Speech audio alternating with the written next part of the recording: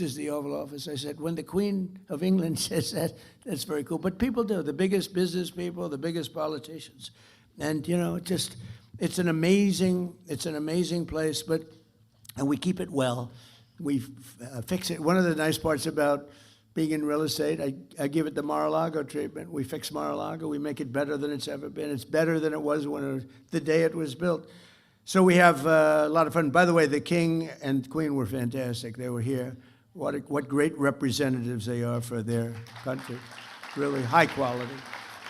When he got up and made the speech with that beautiful accent, I said, well, that's the one thing I'll never have is that accent.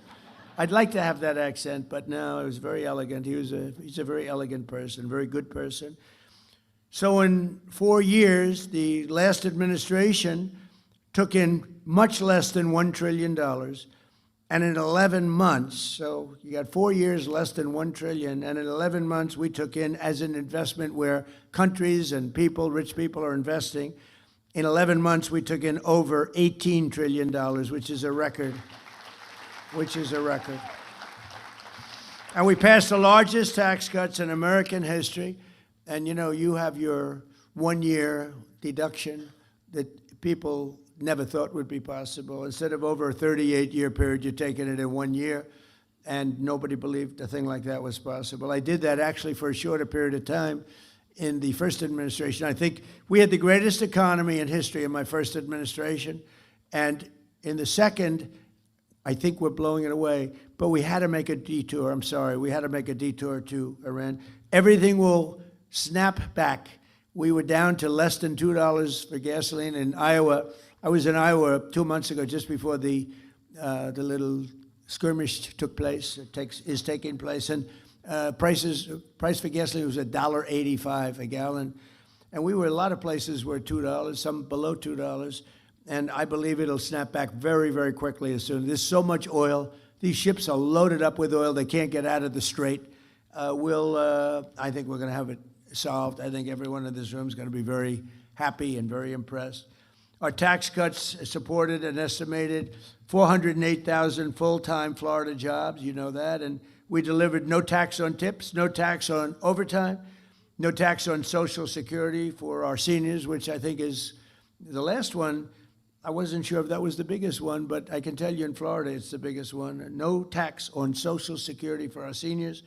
We virtually eliminated the estate tax or death tax for people with small business and farms. So many farmers where they leave their farm, you know, they're land rich and cash poor.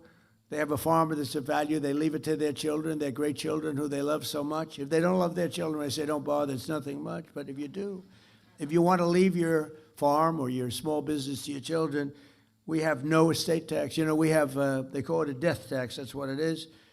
And just, you know, pretty amazing thing. In the case of farms, you know, it's a way of life. And the parents would be on the farm, the kids would grow there, and they love it. They wouldn't do anything else. They would rather do that than anything else. And they used to get hit with a tax, a big tax that they couldn't pay, so they go out and borrow money from the local bank or whatever, and they weren't able to pay, and they would lose their farm. And in many cases, they would commit suicide. Literally, they'd commit suicide. We don't have any death tax or inheritance tax anymore for the small farms and small businesses. So when you leave your business to your kid, you don't have that. And we made interest on car loans fully tax deductible so that if you borrow money, if you buy an American car only, you have to buy an American-made car, but you can borrow money from the bank. Your interest is deductible for income tax purposes, and that's a big deal that we've never seen. You know, middle-income people have never been big on deductions. Rich people have gotten used to deductions, but those other people haven't. We added 186,000 private sector jobs in March. Jobless claims just hit the lowest level since 1969, and more Americans are working today, as I said, than ever before. And since the election, 89 times we've hit new highs, and we're adding $9 trillion. We've added in just 11 months, we've added over $9 trillion in value to the stock markets, and people with 401ks have really, I mean, it saved marriages, actually. One policeman told me my wife thought very little of me. She felt I wasn't a man because I was a bad investor with my 401k. I had nothing I could do about it. It was under the Biden administration. And now she thinks that I'm Warren Buffett. She said, my husband's the most incredible investor I've ever seen, and all I do is just look at the numbers every month. So it's amazing. The 401ks are incredible, incredible. Core inflation has dropped to a 5-year low, with the exception of oil prices, which is just, I think most of the people in this room understand that. As soon as it's over, it's going to drop like a rock. I think it goes below where it was because there's so much oil. It's not like it would be a problem if there wasn't a lot. There's so much oil out there. But core inflation has dropped. Grocery prices are down. Used car prices are down. Rent is down. The only thing that is up is the gasoline, and that's coming down. But,